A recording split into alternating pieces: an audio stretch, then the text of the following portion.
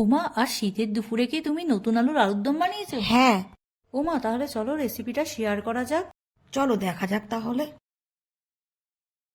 প্রথমে ফ্রাই প্যানে সর্ষের তেল দিলাম। ওই গরম তেলে গোটা গরম মশলা, জিরে, তেজপাতা, শুকনো লঙ্কা ফোড়ন দিলাম। তারপর কাঁচা লঙ্কা বাটা, আদা বাটা, জিরের গুঁড়ো, ধনের গুঁড়ো, কাশ্মীরি লঙ্কার গুঁড়ো, নুন, হলুদ, টমেটো বাটা দিয়ে ভালোভাবে নাড়াতে থাকলাম। তারপর একটু কাজু বাটা দিয়ে সামান্য চিনি দিয়ে নাড়াতে থাকলাম। মশলাটা ভালোভাবে ভাজা হয়ে আসলে সেদ্ধ করা আলুগুলি আমি ছেড়ে দিলাম। আলুগুলি ভালোভাবে কষা হয়ে আসলে পরিমাণ মতো জল দিলাম।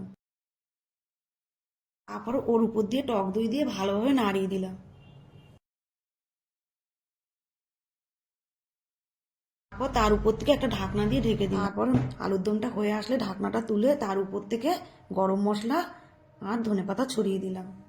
তৈরি হয়ে গেল সুস্বাদু নিরামিষ আলুর দম। বন্ধুরা, ভালো লাগলে লাইক করুন আর প্রতিদিন এরকম সুস্বাদু রেসিপি পেতে সাবস্ক্রাইব করতে ভুলবেন না। ধন্যবাদ।